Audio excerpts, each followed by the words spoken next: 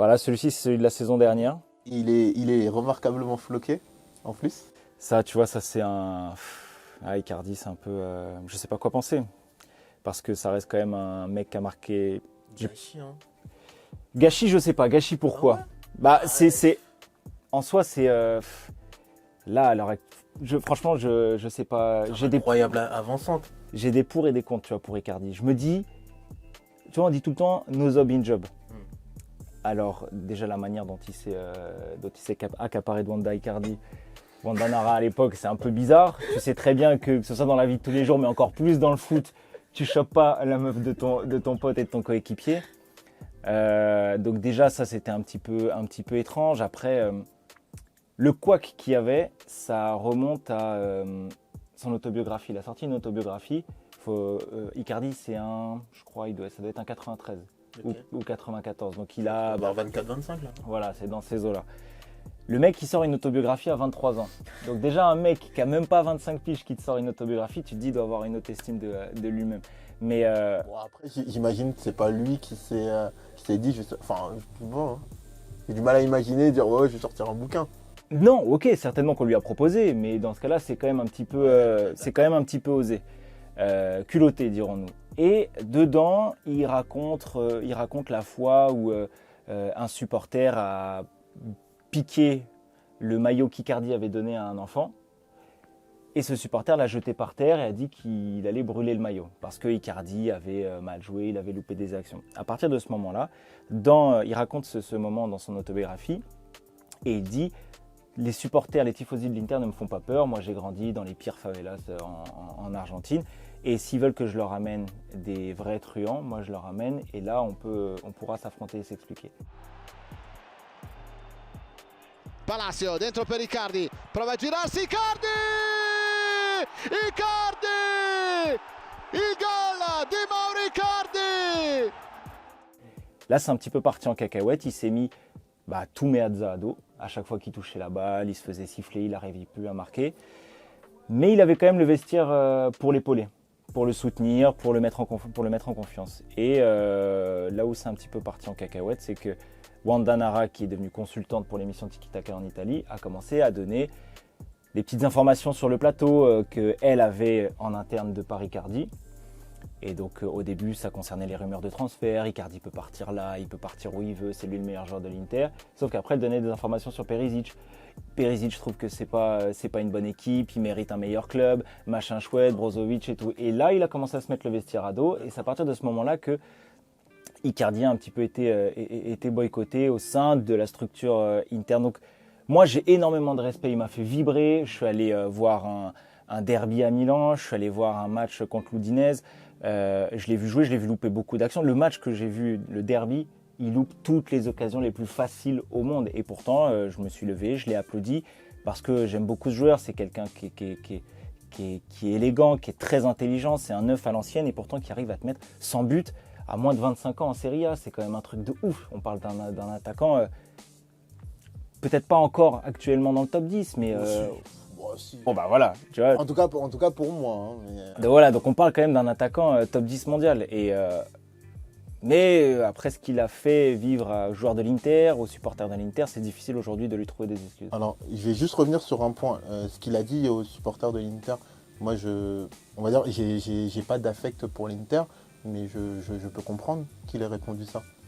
Ouais. Même si c'est un peu sanguin et tout, moi, je peux comprendre.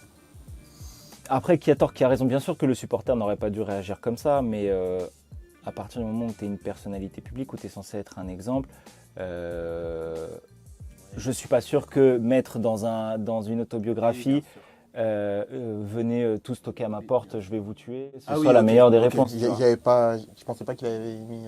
En gros, c'était ça. Il disait, moi, j'ai grandi dans les pires quartiers du monde en Argentine, je connais de vrais truands, venez me chercher et là, on pourra s'affronter. Voilà, oui. Ça veut dire, en tout cas, si vous voulez qu'on se batte, on se bat. Hein. Oui. Donc, je ne suis pas sûr que ce soit la meilleure des réponses. Mais voilà, donc je suis un peu mitigé sur Icardi. J'aime beaucoup le joueur, le personnage un petit peu moins. Di João Pedro in maniera regolare Campagnaro, poi Icardi, area di rigore, rientra sul sinistro, Icardi,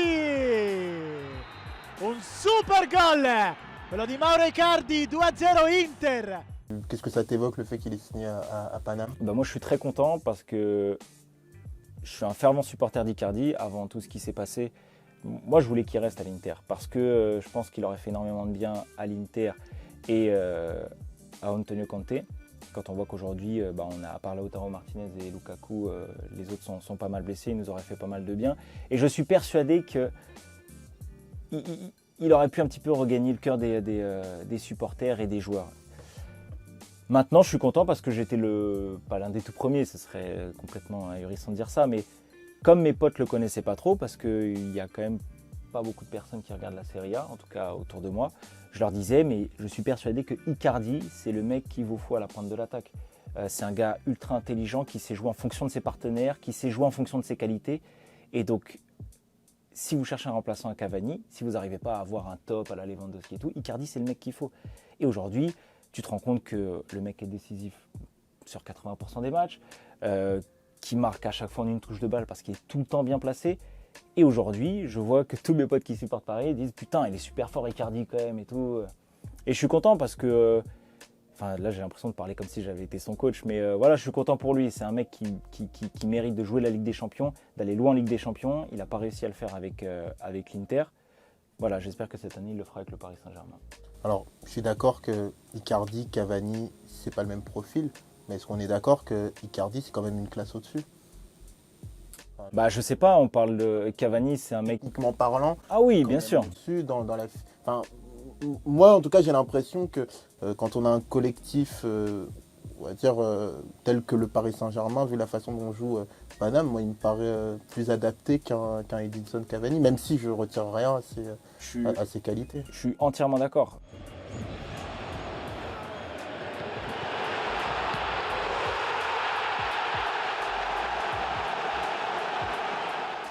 Pour parler de technique pure, pour un attaquant, Icardi est 10 fois meilleur que Cavani. C'est-à-dire que Icardi, en une touche de balle, il va te faire la déviation qu'il faut pour Kylian Mbappé, pour Bernat, pour Neymar ou pour Di Maria.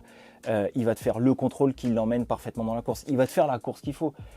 Je ne dis pas que Cavani ne peut pas y arriver, mais je pense qu'il y a quand même un petit déficit technique chez Cavani, de base, et qui se ressent encore plus parce qu'il défend énormément.